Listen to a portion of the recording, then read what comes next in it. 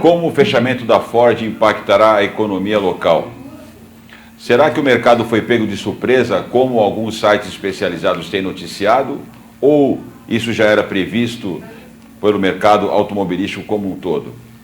Nesse sentido, o painel Porto Cidade do programa Protagonismo Regional em Debate dessa semana, que retoma a sua programação em 2021, vai conversar com dois grandes especialistas, o professor Jorge Monteiro, economista e diretor da FATEC, e o professor Luiz Carlos Barnabé, também escritor, jornalista e economista.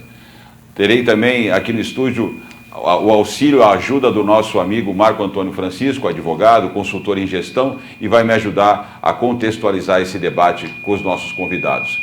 Fique por aí, daqui a pouco a gente vem para o Protagonismo Regional em Debate dessa semana para falar sobre esse assunto. Até já.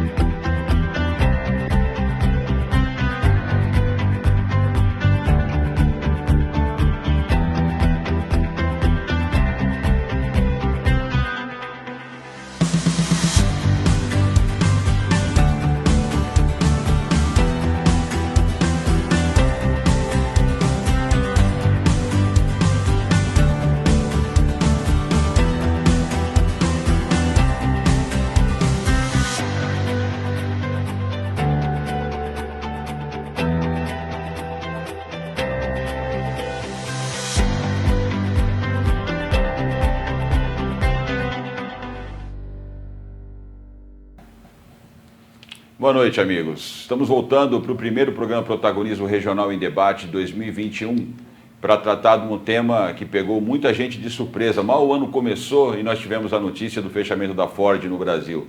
Um assunto que teve uma grande repercussão, mas com opiniões um pouco diversas, divergentes, né, em relação à realidade desse impacto no Brasil e especialmente na nossa região.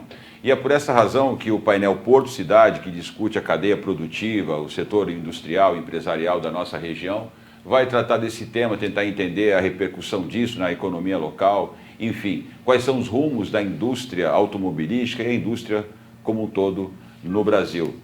Por essa razão é que nós convidamos dois economistas e o nosso comentarista, advogado Marco Antônio Francisco. Eu quero começar apresentando os nossos convidados, primeiro pelo convidado que está no vídeo, está à distância conosco, o professor economista Luiz Carlos Barnabé. Quero apresentar, então, o Barnabé para quem está nos assistindo. A hora que ele aparecer no vídeo aí, está aí o nosso professor Luiz Carlos Barnabé. Ele é mestre em administração, economista, jornalista, pesquisador, professor universitário, autor do livro Introdução ao Direito Econômico e coautor em muitos outros no Brasil e no exterior. Exerceu papéis relevantes no país, atualmente vice-presidente da Ordem dos Economistas do Brasil e diretor do Comitê Economia 4.0, além de superintendente da Digital Inteligência Artificial. Professor, obrigado pela sua participação. Fique à vontade para dar uma boa noite aí para os nossos convidados. Boa noite a todos os telespectadores, boa noite a você, Sérgio, e agradecendo pelo convite para poder participar de um tema muito importante para o Brasil e para o mundo todo. Agora eu quero apresentar também o professor Jorge Monteiro Júnior, que está conosco no estúdio. Professor, vou apresentar aqui então o seu currículo para quem está nos acompanhando. Professor Jorge Monteiro, ele é diretor da FATEC, Baixa da Santista, Rubens Lara, né? Também diretor de várias faculdades e universidades nos últimos 40 anos, economista, mestre em administração, doutor em engenharia, executivo público no governo de São Paulo, aposentado, né? E exerceu vários relevantes cargos na estrutura do governo de São Paulo. Professor, obrigado pela sua participação aqui no estúdio. Fique à vontade também para dar uma boa noite para os nossos espectadores. Muito obrigado, boa noite a todos. É um prazer estar aqui com o Barnabé, meu amigo de muitas jornadas aí. E prazer estar aqui com o França e com o Marco Antônio para uma noite que esperamos seja bastante produtiva e possa esclarecer, trazer um grande esclarecimento para um assunto que tem sido parcialmente tratado. Verdade. O assunto de hoje é extremamente relevante por isso. Bom, e agora o nosso convidado aqui, comentarista, o Marco Antônio Francisco, que vai me ajudar a fazer esse debate tão complexo, né, e ao mesmo tempo tão relevante para a nossa região. O Marco está vindo agora pela segunda vez, mas vai estar com frequência conosco. O Marco Antônio Francisco, ele é além de advogado, consultor em gestão nas áreas do terceiro setor, foi chefe de departamento de atividades turísticas na Prefeitura de Santos entre 2010 e 2012, e hoje atua como consultor em gestão de negócios, criador da marca Prosperidade Sistêmica, e também atua no terceiro setor como coordenador administrativo da ONG Com Cidadania. Marco, obrigado por estar aqui nos ajudando a fazer esse debate, viu? Muito obrigado pelo convite, Sérgio. Uma boa noite a todos, aos amigos que estão aqui nessa oportunidade de discorrer sobre um assunto tão importante aí para o nosso país, para a nossa região. E estou aqui à disposição de aprender, né? Porque estamos com os dois especialistas que podem nos ajudar aí, esclarecer, pelo menos nos guiar um pouco, que é o que falta nesse Brasil, né? Essa participação mais efetiva de técnicos em gestão e que façam realmente a diferença para os próximos anos desse país. Bom, então eu vou começar aqui no estúdio, antes de passar a palavra para o convidado que está no vídeo. Professor, eu vi a gente estudando esse tema, pegamos várias opiniões de especialistas, alguns sites especializados, o portal da Exame foi uma das nossas referências, mas o próprio professor Barnabé me deu uma série de informações e me passou uma série de conteúdos também que mostram que a gente consegue fazer várias leituras desse processo que aconteceu com a Ford, né? Dentro desse sentido, a gente vendo a repercussão da notícia, na sua opinião, houve um certo exagero dos meios de comunicação quanto aos impactos disso? Ninguém realmente esperava, do chão de fábrica até a alta direção, como está falando o portal da Exame, ou o que aconteceu de alguma forma já estava no horizonte, já era um tipo de digamos assim, de evento que poderia ser antecipado pelos especialistas? Evidentemente já era algo esperado. Há 6 anos atrás, a Ford encerrou um ciclo de investimento. Esse é o grande sinal para o mercado que ela está se retirando dali a pouco.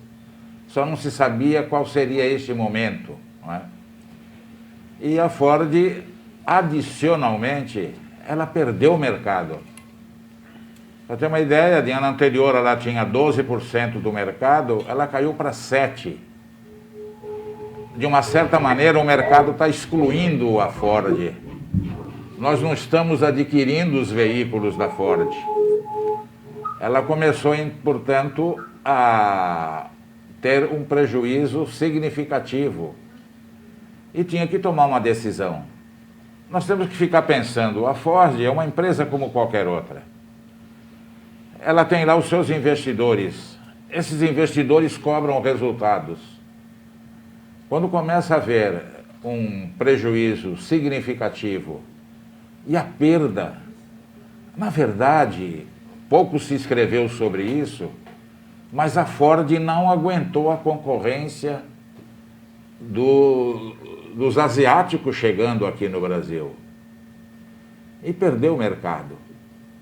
Já se sabia, portanto, dessa decisão, e ainda 2 anos atrás ela desistiu de São Bernardo do Campo, que era algo assim simbólico demais para a Ford e para o Brasil, da produção de automóveis, né? Então se aguardava mesmo a saída da Ford. Não se sabia, evidentemente, qual seria o momento. Agora, o que a gente percebe muito é várias interpretações totalmente comprometidas com determinadas posições político-partidárias. Na verdade, ninguém está falando alguma coisa que não seja correta, verdadeira. Há sempre meias verdades nesse processo. É cheio de meias verdades. O ambiente macroeconômico. Realmente o ambiente macroeconômico não é favorável, né? Nós temos aí uma série de dificuldades no ambiente macroeconômico. Estamos aí tentando sair de uma pandemia que cada dia as coisas ficam mais complicadas, né? Então, várias interpretações político-partidárias, né? Com viés ideológico político, né? Nesse sentido, ainda, professor, me permita passar uma questão aqui para o professor Barnabé. Professor, está me ouvindo bem? Estou ouvindo bem, eu ouvi bem o professor. Professor, eu queria que o senhor comentasse, na verdade, né, a questão, na contramão disso, a GM está anunciando, né, no Vale do Paraíba mais de 12 bilhões de investimentos, né? No seu Parque Industrial Nacional, não se sabe ainda para onde vai. Essa notícia também é do começo do ano, não é verdade? Então, parece que realmente essa linha adotada aqui pelo professor Jorge faz muito sentido, não é verdade? Certamente. Eu acho que o professor Jorge foi muito feliz na análise da Ford e foi muito bondoso até com a Ford, analisando esses últimos anos, quando a Ford já tinha 12% do mercado. A história da Ford, ela começa com Getúlio, com Juscelino Kubitschek, junto com a vinda de mais duas montadoras para o Brasil, que foi a GM, a Volkswagen e a Ford. E esse mercado oligopolizado e a forma em que ela foi, essas indústrias, as plantas dessas indústrias foram implantadas no Brasil, nós tínhamos alguns brasileiros naquela época, eu era um deles, o Osiris Silva era outro, contra aquele modelo político implantado no governo JK das indústrias automobilísticas no Brasil. A gente já brigava desde aquela época que nós tínhamos que ter a opção também carro nacional, como o modelo coreano hoje, que está dominando o mundo, inclusive derrubando a própria Ford aqui no Brasil. Naquela época, e eu fui revendedor Ford, viu, Sérgio? Então, eu conheci a Ford no auge, quando eu sou de Presidente Prudente, lá do interior de São Paulo, e fui revendedor Ford no auge da Ford. Num tempo em que ter uma marca Ford era um significativo status, e existia uma fidelidade com a marca Ford. Quando o avô tinha Ford, o neto tinha Ford. Era uma tradição. E essa tradição, a Ford cometeu um monte de erros mercadológicos, e o primeiro grande erro dela foi quando ela quis sair do Brasil, saiu do Brasil, deixando uma parceria com a Volkswagen e criando a Auto Latina. A partir daquele momento, a Ford do Brasil perdeu a sua marca de fidelidade de clientes Ford. Cometeu milhões de outros enganos mercadológicos, enquanto ela deixa o primeiro lugar mundial e a GM passa. A GM sempre foi líder mundial, mas deixa uma distância mundial para a Ford. E a Ford cometeu no Brasil milhões de enganos. Basta lembrar que a Ford nunca teve um presidente brasileiro que falasse o nosso português de forma correta. Eles sempre subestimaram o capital humano brasileiro, em todas as áreas. A única área que eles abriam mão para o capital humano brasileiro, o executivo brasileiro, eram os consórcios da Ford, porque eles não entendiam de consórcio. Mas a produção da indústria automobilística, eles cometeram muitos equívocos. E perderam para a coreana, como o professor falou, para a japonesa e para a francesa também, né, professor? Em que essas concorrências dessas empresas superaram a todas as linhas da Ford. Então, não é surpresa nenhuma. É claro que quando acontece uma notícia dessa, Sérgio, eu costumo dizer que existem os especialistas em assuntos aleatórios, né? E que são os enciclopedistas das redes sociais. E eles chegam dando milhões de palpites, milhões de informações, e que falta fundamentação científica e preparo cultural para fazer análises com essa profundidade. Então, é claro que para o Brasil a Ford errou. Isso não significa, e esse erro da Ford, que nós não temos que fazer a lição de casa. Por quê?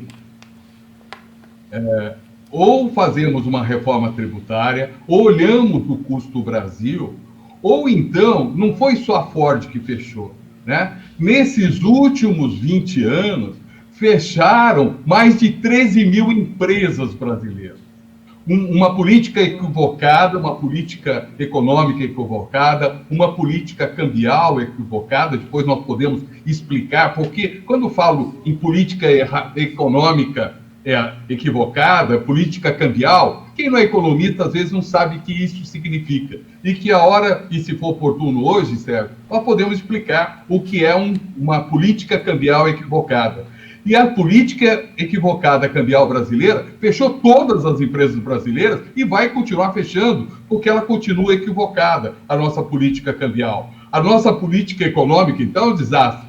A política tributária é para sobreviventes, né? Então, tudo isso forma esse contexto que a Ford é um dos exemplos. Professor, você acabou entrando aí em vários temas que a gente até anotou aqui para conseguir fazer uma discussão, que fala sobre o custo do Brasil, que fala da política tributária, cambial, etc. Mas, Marco, em cima do que falaram os nossos convidados, a gente sabe que tem muita especulação nisso tudo, né? Então, se quiser comentar essa questão de como é que isso altera o cenário político, porque eu acho que esse é mais aí o teu viés aqui nesse debate, né? Como é que nós estamos avaliando isso no cenário político? Hoje as redes sociais são muito fortes nesse aspecto, pega-se uma notícia, ela é colocada num contexto, muitas vezes, que afasta a discussão mais crítica dos elementos concretos que a gente tem para debater e vai para o campo da especulação. Você está enxergando isso também? Como é que você interpreta a primeira participação dos nossos convidados? Sem dúvida, Sérgio, sem dúvida. O professor Jorge citou no começo sobre a formação dele de jornalismo. Acho de suma importância, esse comentário foi antes dele. O jornalista que citou aqui é o professor Barnabé. O professor Barnabé, desculpe, eu só confundi o nome, né? Mas a ideia do jornalismo que ele formou e do jornalismo que existia no Brasil foi acabando. E hoje nós temos... O jornalismo mais militante. Volátil. Antes não, o cara se profissionalizava nos assuntos e tal, e isso ajudava muito. Hoje é todo mundo falando tudo, como ele falou, e pegando oportunismo. Na verdade, eu vejo essa crise agora momentânea aí, porque de verdade já vem de lá de trás, na questão de tantas empresas que fecharam, de tanta falta de cuidado com a gestão, né, no âmbito político mesmo, a guerra política que cada vez foi mais se acirrando e perdendo o foco naquilo que é o propósito verdadeiro, a missão verdadeira, né, uma vez lá na gestão, fazer o que é necessário e tudo mais, ter continuidade, dar continuidade em projetos. Não, é tudo volátil, tudo vai se mudando conforme aquele momento, né? E muito reativo, né? Ele é totalmente imediatista, não aproveita. Acho que esse momento é uma grande oportunidade, mais uma oportunidade, porque a Ford veio se preparando para fazer isso, não é de um dia, vem anunciando isso, como o senhor falou, acho que 6 anos, não é? E até antes disso, com certeza, eu acompanhei alguma coisa só nesse âmbito, mas de tantas outras que já sinalizaram dessa forma e tal, e nós não temos, não damos a devida atenção. Só na hora que explode, aí vamos apagar incêndio, vamos fazer agora o que nunca foi feito, daí não consegue. Numa construção de políticas públicas, de mercado, né? Numa diversidade tão grande do nosso país que cresceu economicamente, principalmente nos últimos 20 anos, né? E sempre muito baseado no crescimento crescimento demográfico, né? A gente passou digamos, tomando muito cuidado para falar isso, a consumir gente, né? E isso não fecha a conta. Nós temos que ir enxugando esse sistema para poder tornar ele mais próspero, né? Um país mais próspero, honrar a nossa história, dar realmente valor para tudo que foi trazido para cá por tantos, né, povos que formaram esse país. O professor Barnabé ele tem uma linha, eu li um artigo dele, ele me encaminhou essa semana, sobre, a gente vai falar isso mais na frente, né? Mas só para fazer esse recorte, sobre a chamada economia 4.0, o capitalismo 4.0, que está apontando para digamos assim, a sociedade do conhecimento, ou seja, que é uma jazida, né, uma fonte ilimitada de produção de riqueza. Inclusive, no quadro que ele mostra nesse artigo, mostra o quanto o PIB mundial cresceu, né, e, na verdade, quanto cresceu o PIB per capita no mundo todo. E que, na verdade, não é esse o problema da pobreza no mundo, mas como a gente está fazendo a gestão desse processo todo. Mas o professor Barnabé daqui a pouco vai falar sobre isso, é um artigo fantástico, é quase um livro aquilo ali. Eu gostei muito, viu, professor? Eu quero trazer para o professor Jorge a questão dessa especulação que eu comentei com o Marco agora. A gente realmente está conseguindo avaliar o impacto dessa decisão da Ford na economia brasileira? Porque a impressão que fica para mim é que há muita especulação sobre isso, né? Porque quando o fato, como a gente avaliou aqui, já é previsível, o mercado ele tem esse poder de se adaptar de alguma forma, né? Porque os caras não jogam dinheiro fora, a gente sabe disso, né? Isso não é para amador, esse mundo não é para amador. Então, se essa adaptação ela começa a ocorrer com uma certa antecipação, então o impacto que todo mundo fala, de repente acaba parecendo mais jogo de palavras, né? A gente está avaliando de fato isso, professor, ou é mais especulação? O que o senhor acha? Há muita especulação, mas também há muito impacto. A Ford é significativa. A retirada da Ford, ela choca, né? O povo comum, quando vê uma notícia como essa, fica desorientado. Porém, é importante que se diga o seguinte: a necessidade de uma reforma tributária, como o professor Barnabé estava aqui iniciando, com certeza, mas ninguém faz essa reforma tributária. Fernando Henrique teve 2 mandatos, falou muito de reforma tributária, teve uma confortável maioria, nada fez. O ex-presidente Lula, que também fala tanto em reforma tributária, igualmente teve 2 mandatos com uma confortabilíssima maioria e não fez. Esse governo está tentando e não está conseguindo. E na minha avaliação pessoal, pelo ritmo que as coisas estão tomando, até 22, que vai ser o período eleitoral, não fará. Não vou ver possibilidade disso acontecer. Nós não conseguimos ver isso no horizonte. Precisa de uma reforma tributária? Precisa. Precisa rever esse custo Brasil? Precisa. Isso é necessário. A reforma trabalhista já foi feita. Isso foi um avanço. E olha quanto custou essa reforma trabalhista, né? Muito desgaste. Então, essas reformas, elas são necessárias. Quando algumas situações são colocadas, nós não podemos descartá-las. Essa é a verdade. Professor, eu quero fazer um comentário aqui, até passando a bola de novo para o professor Barnabé, porque há 10 anos atrás, um pouco mais, 15 anos atrás, eu me lembro que eu ia muito a São Paulo, eu ia 2, 3 vezes por semana para São Paulo, ia de carro, e comecei a sentir naquele período, 15 anos atrás, como é que estava ficando o trânsito na capital. Eu tinha na minha memória o tempo que eu levava da porta do meu escritório até a porta do escritório que eu trabalhava em São Paulo, era um sindicato que eu ia. Eu fazia 1 hora da Senador Feijó até uma travessa da Maria Paula, próximo da Câmara Municipal, onde eu estacionava o meu carro. 1 hora da porta do escritório aqui na Rua Genebra. É impossível fazer esse trajeto hoje em menos de 2 horas. Né? Tudo bem que tem radar, tem outros aspectos aí. E no carro eu sempre ouvia, montadoras batem recorde de produção, e eu pensava comigo, onde vai colocar tanto carro, né? Então, assim, eu faço essa analogia, essa brincadeira, porque um usuário comum está ali vendo que não cabe mais carro ali e as montadoras batendo recorde de produção. E aí eu volto para fazer essa comparação que eu quero dizer, fecha a fábrica, perde-se 5 mil postos de trabalho, sei lá o número que estão dando aí. Não é possível que ninguém esteja vendo o que está acontecendo com a ociosidade das plantas, queda de produção, pandemia.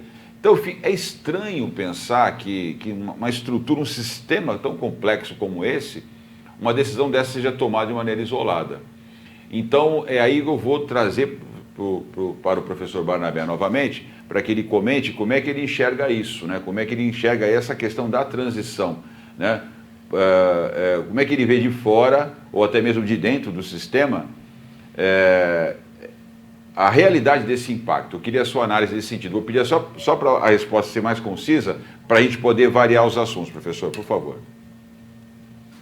Sérgio, eu só peço permissão para você para fazer uma fala inicial, dizendo o marco da saída da Ford do Brasil. A Ford começou a sair do Brasil no governo Collor, quando ele proibiu de continuar fabricando carroça. Com todas as críticas ao governo Collor, ele virou um batedor de carteira perto dos seus sucessores. Então, este foi o período em que a Ford começou a sair do Brasil. Então, isso é bom deixar claro. 5 mil empregos só pode trazer impacto para quem não sabe o que está acontecendo nesses últimos 30 anos, muito bem lembrado pelo professor Jorge Monteiro, né? E nesses 30 anos, nós tivemos políticas macroeconômicas equivocadas no Brasil, que fecharam, e quem fechou 13 mil fábricas, não sei quantas mil desempregos gerados, foi o PSDB e o PT no governo. E isso é dito por gente deles mesmo. Eles erraram. A política cambial brasileira fechou muitas fábricas. Quantas fábricas foram comprar produtos na China e revender aqui? A camisa Colombo, por exemplo, que eu conheci, o pai e o filho hoje que administra, eles eram a primeira grande produtora de camisas no Brasil. Com a política atrapalhada cambial do governo brasileiro, eles foram fabricar camisa na China, pôr a marca Colombo e trazer. Hoje, todas as camisas vendidas pela Casa Colombo são fabricadas na China. Por quê? Porque o custo Brasil, o custo tributário, o custo político do Brasil, o custo de corrupção do Brasil inviabiliza qualquer empresa no Brasil, a não ser aquelas de escala mundial. Então, esse eu acho que é um ponto que deve ficar claro. Claro também, respondendo a sua pergunta, Sérgio, o Brasil tem que se consolidar como país de primeiro mundo. Os empresários brasileiros, que são super-heróis, as fábricas internacionais que estão no Brasil, sempre comandadas por CEOs brasileiros, que são super-heróis para conseguir navegar nesse mar público incompetente, corrupto e caro, só super-heróis da iniciativa privada. E é bom deixar claro, quando a gente faz essa afirmação, e lembrando que o resultado da Ford hoje é de governos dos 30 últimos anos do Brasil, e todas as outras 13 mil empresas que fecharam também é consequência dos últimos anos de governo. Claro que esse pegou o resultado, né? Ele está pagando a conta do resultado. E vamos combinar também. E não conseguiu mudar muito, por quê? Primeiro, pelo tempo. Segundo, pela estrutura de capital humano que o próprio estrutura de capital humano pública que o próprio governo tem por 30 anos, que não dá para mudar de uma hora para outra. Então, todos esses custos do Brasil inviabilizam qualquer empresa nacional, multinacional, transnacional no Brasil. É verdade. Marco, a gente precisa rever a questão do custo do Brasil, foi muito falado aí pelos nossos convidados, né? Precisamos mexer nisso. Agora, como é que mexer nesse vespeiro quando a gente tem tanta dificuldade de fazer a política com P maiúsculo, né? Exato. Ô, Sérgio, se você me permitir, nós estamos falando muito em reforma tributária e com razão, mas antes tem a mãe da reforma tributária, que é a reforma administrativa. A tributária é para saber quanto que eu vou tirar das pessoas que trabalham para poder pagar a empresa pública. Só que eu tenho que antes saber quanto que essa empresa pública pode custar. Hoje, a reforma administrativa seria obrigatória antes da reforma tributária e teria que diminuir pelo menos para 20% do PIB, o custo dessa estrutura pública. Hoje, o custo da estrutura pública do Brasil é 50%, ou seja, cada 2 lápis que são produzidos, 1 lápis é passado para o governo como imposto e taxas, como tributo. E cai no governo e vai para uma fornalha, porque como o governo não tem como reinvestir, é só para pagar o custo dele mesmo. Então, metade do PIB do Brasil é queimado pelo governo público. Ou nós fazemos uma reforma de Estado, uma reforma administrativa, uma tributária, etc., ou então não tem solução. É um processo autofágico. Para vencer o Paraguai e outros países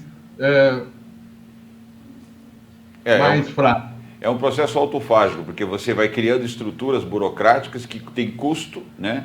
É um passivo de manutenção, e aí para você manter esse passivo você gera mais custo, que gera mais dívida, e aí, ou seja, é um ciclo vicioso que não se fecha e só aumenta esse custo que o professor falou agora. Agora, a questão do custo político, né, porque para você pautar certas matérias, você vai mexer aí com funcionalismo, vai mexer com uma série de organizações, de estrutura do establishment, que muitas vezes não permitem que a gente consiga mexer. E esse é o vespeiro que eu falei agora, né, Marco?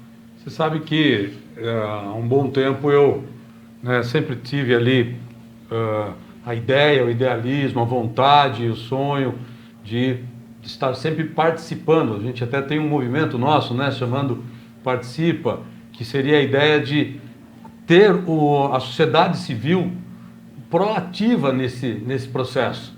Ela se fortalecer, ela vem até encorpando, né, nessas últimas décadas principalmente, porque chega ao ponto que ninguém aguenta mais e as organizações vão se fortalecendo com essa necessidade, né, com essa premência que tem, né, porque não dá para deixar mais na mão desse sistema político.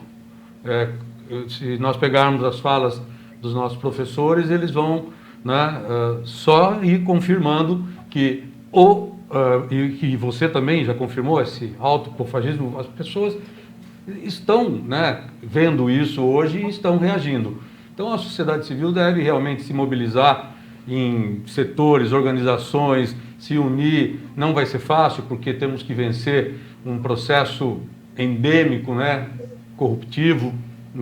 Nós ficamos só falando de corrupção dos políticos, mas temos uma sociedade que foi cada vez mais, né, se deformando e de forma hábil, inclusive, né? Hoje está no pequeno, no grande, né, no micro e macro corrupção. Isso está realmente valendo muito, né, nesse momento, porque não temos identidade de um governo que represente a força que deve ser, né, a instituição, presidência, governos, prefeituras. Perdeu-se totalmente nesse bolo aí. E o desafio é esse. A reforma administrativa, né, citada por professor Barnabé, já é de necessidade de quanto tempo que falamos que ela viria, né? Temos todo o processo, né, hoje estrutural para isso e não se realiza, porque não há interesse nesse jogo todo, né, que está muito bem tecnicamente comentado aqui, né? Ninguém está sendo, né, ninguém está dando nenhuma ar pejorativo, até mostrando as coisas como elas são, né, cientificamente, tecnicamente. Isso não tem como. A gestão ela tem que ter essa qualidade técnica, né? Se ela descarregar 90% da energia no movimento, né, de lobby político, não tem país que se desenvolva com qualidade, mesmo se olhar só para a economia. Mesmo que olhe só para a economia, e nós não podemos olhar só para a economia. A economia seria uma coisa que... Seria um dos pilares. Um pilar que traz para o conforto e a evolução para o povo. Professor Jorge, foi falado muito também durante as publicações sobre a guerra fiscal, né? Que as empresas acabam entrando para conseguir esses benefícios, incentivos fiscais. Mas está sendo muito criticado por muita gente também, que na verdade a Ford se aproveitou dos incentivos fiscais dos governos anteriores e aí depois deu um tchau para todo mundo, enfim. E aí o setor dos trabalhadores e os sindicatos reclamando, enfim. Além do chamado incentivo fiscal fornecido, né, oferecido pelo governo da Bahia, o que mais, se é que isso foi uma boa medida, o que mais poderia ou deveria ter sido feito para que o governo se antecipasse de maneira mais proativa a esse episódio aí? Muito boa questão, muito boa questão. Essa questão é uma questão que ela não é ideológica, decididamente. O que aconteceu, como é que a Ford foi para a Bahia? A Ford foi para a Bahia à custa do Rio Grande do Sul. O Olívio Dutra se recusou a aceitar as condições da Ford, as exigências para que ele estabelecesse isso no Rio Grande do Sul. Isso teve para ele um custo político muito grande. O Olívio Dutra perdeu a eleição para o Germano Rigoto, do PMDB. Né? E do mesmo partido dele, um governador na Bahia, igualmente com a faca na goela, que foi a expressão que os dois governadores usaram, aceitou todas as condições e levou a Ford para Camaçari. Exatamente. A presidente Dilma fez lá o Inovar Alto, que era exatamente para estimular o Norte e o Nordeste. E o Inovar Alto ainda está em vigor. E o nosso presidente atual já ajudou aí a Ford 2 vezes. A primeira vez, com 3 meses de governo, ele tem renovado esses convênios. Né? Então, veja, decididamente não é um problema ideológico. O do Rio Grande do Sul não aceita, o da Bahia aplaude e aceita. Exato. A Ford se beneficiou muito disso. Uma expressão que eu vi muito nos jornais, especialmente de determinado espectro político, é que precisamos de uma política industrial. Eu já aprendi aqui na minha longa existência que no Brasil, quando alguém fala de política industrial, está falando de incentivo para alguém. Não é isso que é a política industrial. Né? Então, todos voltam a essa questão. E, na verdade, a Ford se beneficiou do poder público municipal, estadual e federal. Teve subsídio para pagar energia elétrica, né? Teve isenções de impostos, etc. Há realmente uma luta. Isso já vem de muito tempo, é bom que se diga. O que é que faltou nisso daí?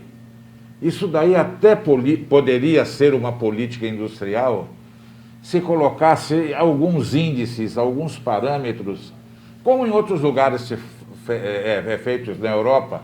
Na Europa nós temos, por exemplo, 2 países que se destacam muito na indústria automobilística. A Espanha, a Turquia. Extraordinariamente interessante. E vale a pena fazer as comparações. Eles colocam uma série de marcos. Você é obrigado a ser competitivo. Você vai ser obrigado a exportar X% para outras regiões. O que acontece é que todos estão aqui dentro da América do Sul. Todos. A Ford está muito confortável, se nós queremos saber aqui. Ela vai fabricar lá em General Pacheco, que eu até conheço. General Pacheco é uma cidade que fica ao lado de Buenos Aires, na grande Buenos Aires. Né? É uma fábrica pequena, menor que Camaçari.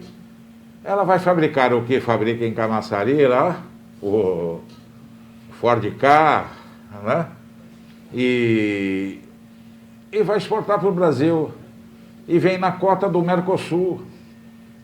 Não vai ter tributo sobre isso. Então esse problema fica de uma certa maneira resolvida. E ela vai acabar escapando por conta de fazer parte do Mercosul. Na verdade, o que é que está faltando é o poder público fixar. Olha, 30% você vai ter que vender lá na Europa. Você vai ter que ter tal objetivo. E aí é que deveriam ter grande capacidade, porque o Reino Unido já nos avisou aí que em 2030 não vai ter mais posto de gasolina. Eles estão investindo no carro elétrico. E de repente... E ainda tem isso, né? Acho que De isso puxa aí repente, quando daqui a 5 anos virem uma apresentação como essa de hoje, falar, mas estão falando de tanta coisa obsoleta, Já não é- já não existe mais aí o petróleo para movimentar os veículos, né? Verdade. E esses países falam nisso, e isso é uma realidade. Eu fui a Portugal, fui a Espanha, só andei de carro elétrico. Tinha até que lá com combustível fóssil. Então é essa a realidade. A Ford vai se escapar, vai continuar vendendo para esse mercado que ela tem, né? Mas ela também não percebeu uma outra coisa importante. O mercado mudou muito nesses últimos anos. Antigamente quem comprava veículo eram os indivíduos. Ah, eu vou comprar um carro, eu vou trocar meu carro. Hoje a compra é coletiva, a compra é feita por empresas. Não tem mais. Você pega um jovem e pergunta para o jovem, você tem como meta comprar um carro como nós tínhamos no nosso tempo? De jeito nenhum. Mudou essa cultura. Mudou. Nós vamos falar dessa transição econômica, mas antes, ainda para fechar essa pauta aqui e entrar mais aí nesse modelo de transição econômica, eu queria a sua análise para a região. Tem muito impacto na região, esse processo todo de fechamento da Ford? Vamos falar de economia regional aqui, depois se os outros quiserem comentar também, professor. Antes da gente entrar na chamada indústria 4.0, como é que o senhor analisa o impacto disso aqui na Baixada Santista? Você está perguntando para mim ou Sérgio, professor? Isso, para o senhor, essa câmera está virada errada. para o professor Barnabé. E aqui- Ok, Sérgio. Bom, ó, primeiro, só para completar o raciocínio perfeito do professor Jorge, tudo que o Estado deu para a Ford não cobria a incompetência da Ford, ou seja, podia dar o dobro de tudo que a Ford queria, que ela se inviabilizou num custo superior ao que ela recebia. Então, não teria nenhuma maneira de segurar a Ford no Brasil, porque nós não temos estrutura. Mesmo porque também o governo dá com uma mão e tira com 3. Né? Porque tira do consumidor, tira de todo mundo. Então, o caso da Ford e das 13 mil outras empresas que os governos anteriores tiraram do Brasil, só é possível voltar com uma reforma administrativa e uma reforma tributária. Sérgio, eu só queria 1 minuto para explicar que um governo tem receita e despesa. A receita são tributos. É o dinheiro que ele tira da iniciativa privada e põe no bolso dele na marra. E as despesas são as despesas do governo. Essas despesas que a gente chama de reforma administrativa. Como que você vai fazer uma reforma de tirar o dinheiro das pessoas sem saber onde você vai gastar? Então, primeiro, tem que fazer uma reforma administrativa para saber como e quanto vai gastar, para depois fazer a reforma tributária, para saber quanto vai tirar do bolso de cada um. Então, só para deixar isso claro, voltando à sua pergunta da saída dos 5 mil empregados que a Ford perdeu no Brasil para o Porto de Santos. Qual a consequência? Nenhuma. Acredito até que vai melhorar. Acredito até que a saída da Ford do Brasil será muito vantajoso para a Baixada Santista. Né? Não é só para o Porto de Santos. Porque cada vez mais e numa velocidade maior, nós estamos entrando no século XXI. Né? Nós estamos há 21 anos no século XXI e não nos demos conta disso. O professor falou muito bem. Nesse novo século, o direito de propriedade está sendo substituído pelo direito de uso. Os bens deixam de ser materiais para serem imateriais. E o Porto de Santos é campeão naquilo que nós, brasileiros, até 2035, toda a comida do mundo vai sair do Brasil. E do Brasil, mais de 50% sairá do Porto de Santos, que se habilitou e está se preparando para exportar alimentos. Portanto, para Santos, para a nossa economia regional. Eu acredito que a saída da Ford será positiva, porque vai estimular com que a gente deixe de ficar pensando, mesmo porque a Ford já não usava o Porto de Santos, ela tinha o Porto da Ford lá a 35 quilômetros da fábrica dela de Camaçari. Então, ela já não usava mais todos os carros que a Ford compra e vende para o mundo, e agora ela vai comprar do que vender, será através do porto, chamado Porto da Ford, lá na Bahia. Então, para nós aqui, eu acho que será positivo, muito positivo, a saída da Ford do Brasil. Até porque vai alertar ao poder público de fazer uma revisão rápida e diminuir os custos para os produtores paulistas. Essa é a sua avaliação também, professor? Professor Jorge? Eu vejo aí ainda um aspecto olhando os possuidores dos automóveis Ford. A Ford, de uma certa maneira, garantiu que eles vão ter as peças, os serviços, esse acontecimento, né? E o que vai acontecer? O pessoal vai mudar as suas bandeiras aí, né? Eu li em alguns jornais que muitos revendedores Ford foram tomados de surpresa, estavam fazendo grandes reformas, investindo em marketing. Esse estava muito desatento, porque não viu o que já vinha acontecendo 10 anos atrás. Mas eu acho que nesse aspecto vai estar garantido o fornecimento de peças e serviços para os possuidores dos veículos. E a gente vai ver uma migração. Eu fico vendo, por exemplo, os números. Eu acompanho a indústria aí automobilística já de algum tempo. O crescimento da Hyundai, por exemplo, é impressionante. Absolutamente, né? Impressionante. Então, a quantidade de revendedores, nós vamos ter uma mexida nisso daí. Nós vamos ter. E aí talvez haja algum prejuízo, porque é razoável pensar que nós teremos cidades que não terão mais revendas. Deverão fazer deslocamento maiores para fazer uma manutenção, fazer aquisição de uma peça, de um serviço, etc. E você, algum prejuízo tem sempre. Esse eu também concordo com o professor, porque a estrutura de muitas décadas de presença da Ford aqui, ela entrou na sociedade, né? Ela tem uma cultura. Eu tenho parentes no interior que estão assim, né? Essa coisa com a marca tem isso aí sim. Eu acho que, mas como pegando os dois ganchos, né? É uma oportunidade, vai gerar um movimento.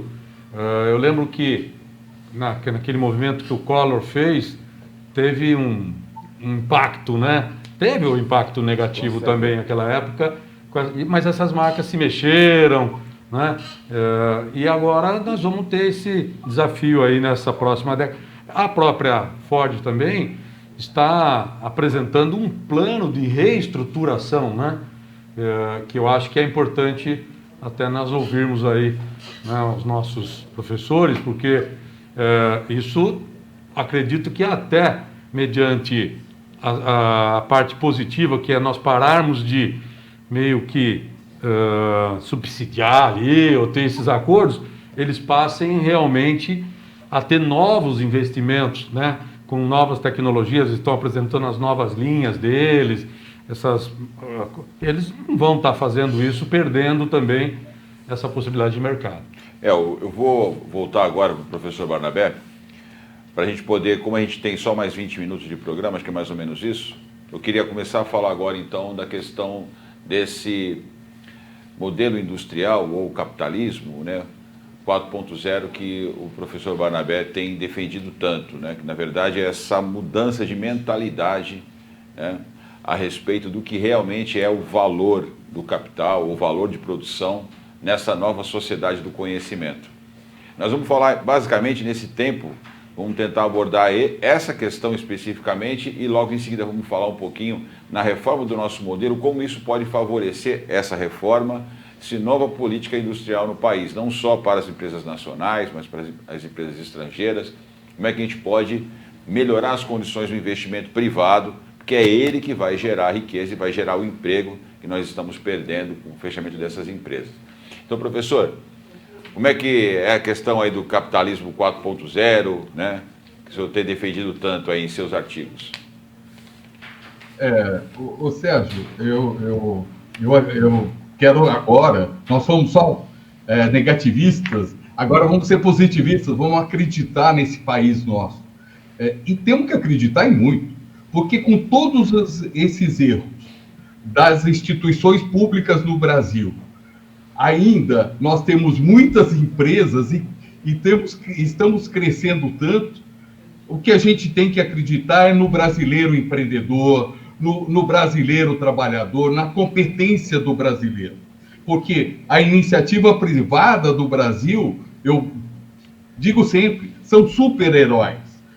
Porque nós conseguimos produzir e a metade do que produzem tiram de nós para queimar e a gente continua vivo. E continua com competências e algumas competências internacionais. Você foca, por exemplo, no agronegócio brasileiro, nós estamos dando show no mundo, né? Estudos sérios, feitos por instituições sérias, provam que em 2035, eu adoro falar isso, porque isso tem como fundamentação científica, em 2035, 40% da alimentação mundial será produzido pelo Brasil, né? Depois vem China com 19%, Estados Unidos com 12%, mas 40%. Eu não tenho dúvida que o Brasil caminha para ser o império sucessor ao Império Americano. Não só se baseando em assuntos esotéricos, mas na realidade econômica. Não será a China. O mundo nunca andou para trás, ele sempre veio para o Ocidente. E agora é a hora do Brasil. E tem comprovação científica, Sérgio. Nessa minha economia 4.0, eu tenho feito estudos sobre unicórnios. O que é unicórnio? É uma empresa que passa a valer $1 bilhão. Então, você vai me permitir 5 minutos para contar a história das empresas brasileiras que se transformaram em unicórnios, ou seja, passaram a ter um valor econômico de $1 bilhão. Em 2018, ou seja, há 2 anos atrás, nós no Brasil não tínhamos nenhuma empresa que tinha nascido, o nascimento de empresas que se chamam startups, né? São essas empresas de inovação. Nós não tínhamos nenhuma empresa que tinha nascido e que tinha, até 2018, chegado a valer $1 bilhão. Pois bem, 2020 termina, nós estamos no começo, 2021, 2020 termina com o Brasil com 15 empresas sendo unicórnios, valendo mais do que $1 bilhão. Uma delas, eu gosto de dar exemplo, é a 99. A 99 é a Uber brasileira. A 99 foi desenvolvida por brasileiros, uma empresa brasileira, hoje tem capital até chinês, em que hoje ela vale muito mais do que $1 bilhão. E o valor dela, e cada unicórnio que aparece, Sérgio, ele aumenta o PIB do Brasil. Por exemplo, a 99 tem um estudo da USP muito bem feito, que mostra que a 99, concorrente da Uber, aumenta em 0,22 o PIB do Brasil. Nós hoje estamos com 16 unicórnios brasileiros, cada uma participando do aumento do PIB. Pois bem, das várias áreas do conhecimento agrícola, industrial, financeira, nós somos hoje a melhor estrutura de seguros do mundo. Nós somos hoje a melhor estrutura financeira de bancos. Na área bancária, nós temos os bancos digitalizados, Bradesco, Itaú. Os bancos digitais, só temos um, e é o primeiro banco digital do mundo, é um banco brasileiro. Pouca gente sabe o que é o banco digital e digitalizado. Banco digital é aquele que não tem nenhuma agência, só tem agência 001. Os outros bancos estão digitalizados. E, além disso, existem as fintechs. O primeiro banco digital do mundo é o Banco Original. É o Banco Brasileiro. É do Meireles. Né? E que serve de exemplo para o mundo todo. Ninguém no mundo criou um banco. Então, seguradoras, banco, nós somos campeões. As fintechs, o que é a fintech? É o Uber do financeiro. O Nubank, que todo mundo pensa que é banco, é uma fintech, é um aplicativo que pega o meu dinheiro, o seu, controla lá e põe o dinheiro no Bradesco, no Itaú, em outro banco de verdade. De verdade, não. Eles também são de verdade. Eles são fiscalizados, eles são tão seguros quanto um banco. Mas eles são aplicativos, que têm um custo muito menor, porque eles não têm agência. Então, Nubank, Inter, são todas fintechs. O Brasil é campeão nisso. Além disso, eu tive a honra de fazer um trabalho de pesquisa de uma empresa de nanotecnologia agrícola. E esse produto desenvolvido por um brasileiro, um pós-doutor em Química da Universidade de Brasília, nós fomos mentor da empresa dele, hoje está produzindo lá em Dias d'Ávila, lá na Bahia.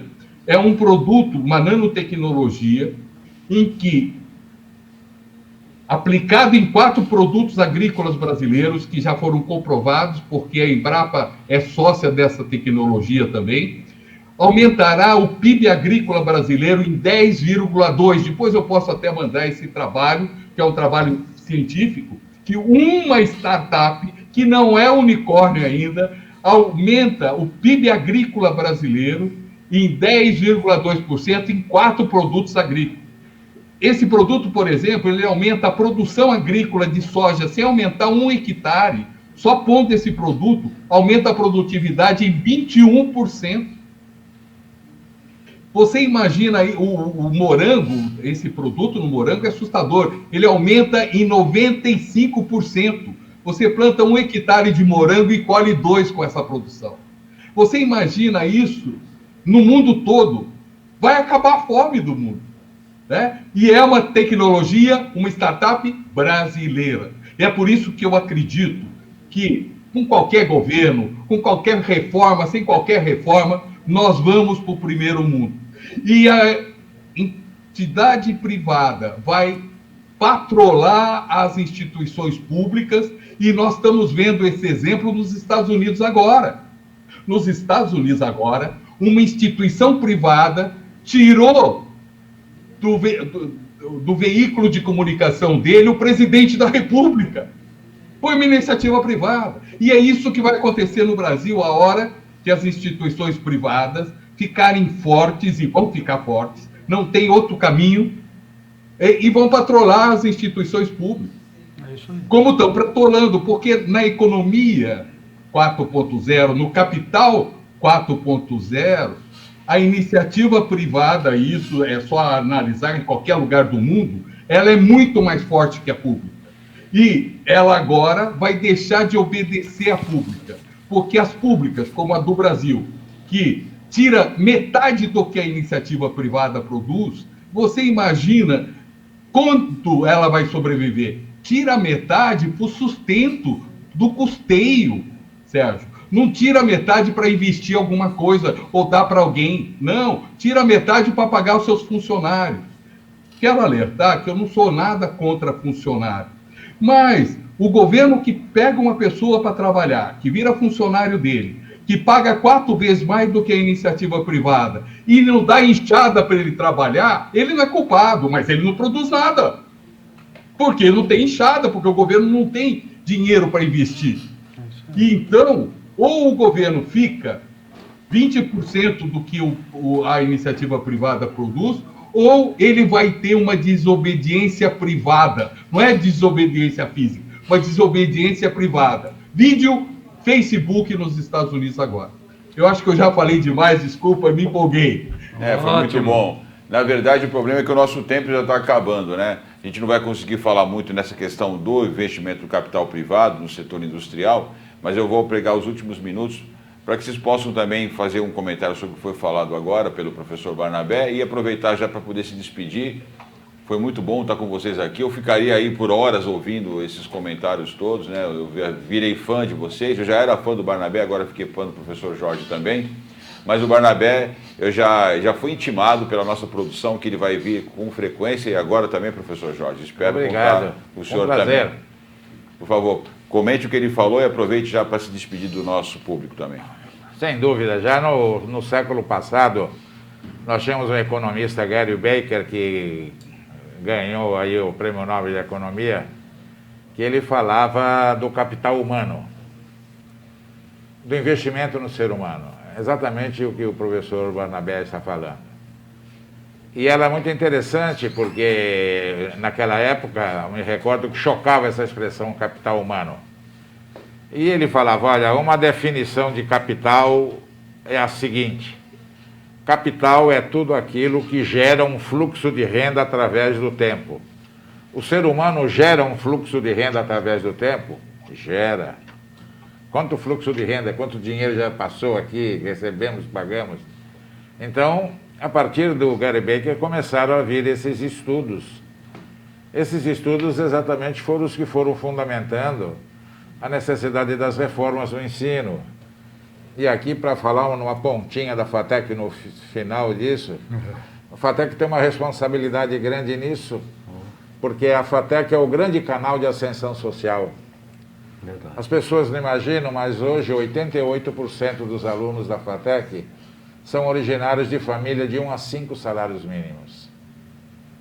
E a empregabilidade é de quase 100%. Então são pessoas que vão ter grandes salários. Né, e antes de sair. Não há nenhuma secretaria de promoção social que tenha os números que eu tenho para apresentar aí do desempenho dos alunos a hora em que eles vão adquirir o conhecimento. E eles têm o conhecimento que tem feito crescer o estado de São Paulo. Hoje, grande desse crescimento agrícola é devido às FATECs. Essa área de agropecuária é uma área de primeiríssima linha. Os meninos têm uma capacidade muito grande, inventam uma série de dispositivos para medir a umidade disso, daquilo, otimizar e etc. Então, há necessidade de se fazer um investimento grande na área da tecnologia, do ensino da tecnologia, para que você tenha um crescimento sustentado de tudo que o professor Barnabé colocou. Marco, estamos chegando no final também. Tudo que foi falado aqui, a conclusão que eu cheguei é que realmente o fechamento da Ford no Brasil, apesar do drama dos trabalhadores demitidos, favorece para nós a abertura de uma reflexão para aquilo que nós precisamos fazer para nos prepararmos para a nova economia mundial, né? Para a sociedade do conhecimento, que produz, né? É esse capital intangível, mas que tem uma capacidade concreta de produzir riqueza, de gerar desenvolvimento, né? Então, queria fazer o teu último comentário aí, nós estamos acabando, e já te agradecer por estar aqui. Eu que agradeço, e só mesmo ressaltar sobre essa questão do que é limite. Em gestão, chega em algum momento que a linha se estreita e não tem o que fazer. As coisas começam a acontecer. O movimento disso eu venho acompanhando há décadas com o meu projeto de trabalho, né, que envolve ajudar pequenos empreendedores na sua gestão. Tive visitando algumas das unicórnios que o professor citou, Stone, Nubank, tive com diretores dessas empresas e tal. São jovens, são pessoas que vieram desses modelos, né? Tenho muitos jovens empreendendo que vieram de FATEC, né? Eu fui analista de sistemas, viu, professores? Eu me formei na velha, que não tinha curso tecnológico. Então, eu fui programador COBOL, fui programador de sistemas, implantei, mas o que é importante? Lá no interior a gente fala, quando a água bate né? Não tem. E o Brasil bateu faz tempo. Nós precisamos acordar o povo, acordar o empresário, o empreendedor. E ele está acordado, viu? Eu tenho aí uma carteira de clientes, pequenos empreendedores, são excepcionais, em ramos diversos. Então, sim, acho que essa a mensagem otimista, né? Agradecer aqui a oportunidade, aprendi muito com os professores. Foi muito porque bom. Foi muito bom mesmo. Então, um agradecimento especial ao Sérgio, grande amigo. Já fizemos tantas coisas juntas e mais essa conquista. Obrigado. Isso é só mais um capítulo, né? Só mais um capítulo. Vamos lá. Então agora eu quero realmente me despedir dos nossos convidados, né? Começando pelo Marco Antônio Francisco, que veio hoje colaborar comigo aqui nessa entrevista, nesse debate, né? Marco, que é advogado, é também consultor na área de gestão, exerceu alguns cargos na administração municipal e atualmente está no terceiro setor aí na Com Cidadania, como coordenador administrativo. Professor Jorge Monteiro, diretor da FATEC aqui na Baixada Santista, também economista. Obrigado, professor Jorge, pela sua presença e já quero deixar aqui registrado aqui o convite para contar com o senhor em outras oportunidades. Com prazer. Seja no estúdio ou não. Vamos fazer algumas parcerias com a FATEC para estimular a participação dos alunos da FATEC nesse tipo de debate. A gente precisa trazer os jovens para esse debate. E o professor Luiz Carlos Barnabé também, ele que é mestre em administração, e também economista, jornalista, escritor de vários livros, está no vídeo conosco. Professor Barnabé, obrigado pela sua participação mais uma vez. Quero continuar aqui fazendo o registro da sua presença nos próximos programas, porque eu fiquei encantado com a participação sua no programa da Lúcia Helena. Falei para ela, vou pegar emprestado o seu comentarista, viu, Lúcia? Ela falou, não, tá bom, ele é nosso aí. Então, obrigado, viu, professor? Obrigado. Tranquilo? Bom, gente, para vocês que nos acompanharam nesse primeiro programa de 2021, espero que tenham gostado e a gente se encontra nos próximos... a câmera me pegou essa daqui. Vamos lá, vou começar de novo a minha mensagem de despedida. Para você que acompanhou o nosso programa, o primeiro programa de 2021 do Protagonismo Regional em Debate, transmitido em nossos canais no Facebook, no YouTube e também no Instagram.